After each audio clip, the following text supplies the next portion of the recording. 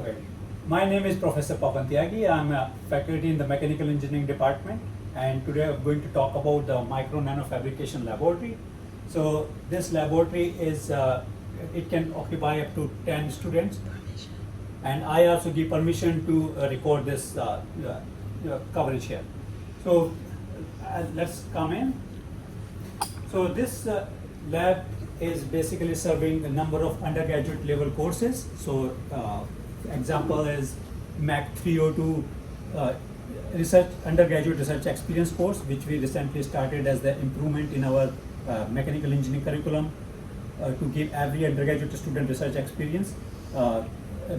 We also support senior capstone project because many students are interested in nanotechnology and how mechanical engineering fits in the nanotechnology area. And third course is we have a nanotechnology elective. So students take nanotechnology active, they come here and they do hands-on activities. So first, before they come here, because there are a lot of safety related matters to be addressed, so they need to work with acids, lasers, etc. So we give them a full training. They need to pass an exam before they are qualified, and they are always kind of accompanied by either me or some other graduate student who are generally here, and they are very much familiar with the lot of things which are present in this lab. So safety is very important for us, so we make sure student get full training. So we start with, so this is our eye wash station and the shower here. So if a student get something in their eye, they can just really use this eye wash, and we have the shower. I won't turn it on. No, there is a drain on the floor. Yeah, so this is the drain to kind of let everything go out. We have the safety kit right at the close to the bottom here, and we have fire extinguisher right outside. One is inside and one is right outside the building. So this is in order to work with the. So in this laboratory, we do a lot of micro patterning and development of sensors and devices and solar cells. So in order to make a student work in that, they need access to a very clean, ultra high purity water. So this is our aqua solution. So it can produce high grade or semiconductor industry grade water, because that is needed in order to make our devices impurity free. So this is the water supply they use, and we just use this now, or we have the storage tank to get that high storage of the water. Then we come forward. So this is the equipment. It's called VersaStack. It is used in applied research. It is a high potential.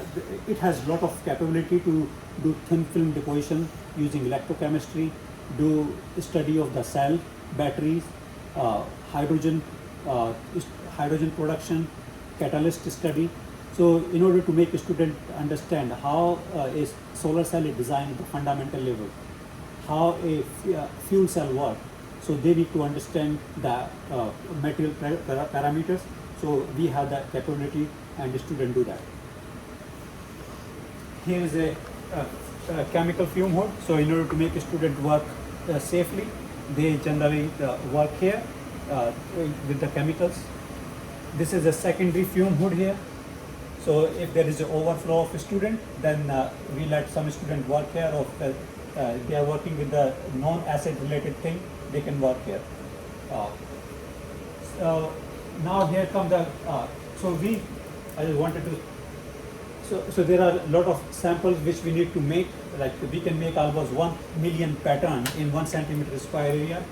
In order to make those structures, you need to work in the clean room environment. So we have a class 1000 clean room in which we have a lot of filter at the top. So this filter air, and student do micro patterning in this lab. So in order to do patterning, we use this nice tool. It is called Carls's mask aligner.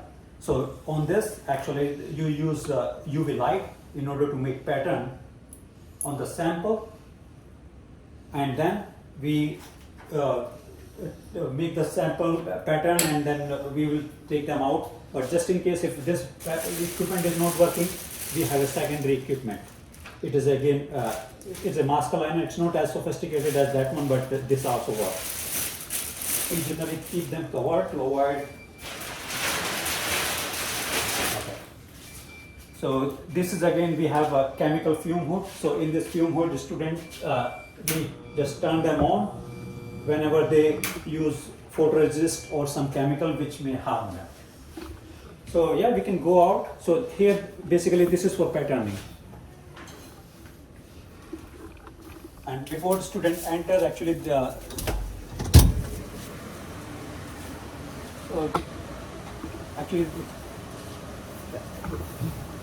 so a student need to gown in the clean room suit, because when this is a clean room is working normal time, then actually we do not allow a student to go like this.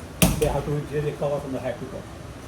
So once the sample is patterned inside the clean room, we need to do thin film deposition in order to make devices. So this is our sputtering machine. It is a research grade 5 target sputtering machine which can deposit softest material from molecule or like polymer to the hardest material, which is diamond. So this is a high, like all the industry grade sputtering machine which every industry uses almost in the related areas. So they get hands-on experience while working here. Many students who work here, they also get employed in those kind of industries with greater comfort. Along with our sputtering machine, we have this thermal evaporator. So principle is a little different. Here we really put the material in this board, apply very high current. Due to resistive heating, you just evaporate metal like water vapor, and that water vapor, then metal get deposited, and you make devices out of it, devices or structure. In order to show student, so it is part of mechanical engineering, so they must know how the vacuum pump work, how different control system work. So we give them understanding by showing them different components of this kind of like equipment. It is easy to see through all the principles. We have a lot of vacuum pump, which is right here. You can see this is the vacuum pump, so they understand that how the mechanical engineering works in order to make this micro nanotechnology functional. This equipment is called a plasma etcher, or so it uses a plasma technology in order to clean the surfaces so that you can make a very nice sample. Right. So once we have made our samples using those, we use atomic force microscope in order to understand the property of the material, property of the devices. So students get exposure to atomic force microscope under the research exposure. We have one more atomic force microscope, which is in the orange-black color.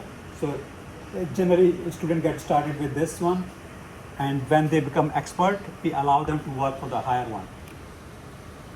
And there are a couple of microscopes here. So not everything has to be studied by the atomic force microscope. They can use this optical microscope, see through, take images, and adjust the process, design, improve. So this is all about the nanotechnology lab, which help us give this high quality undergraduate experience. So they get the good internship, high employability after that. And yeah, we are glad to include that in mechanical engineering curriculum.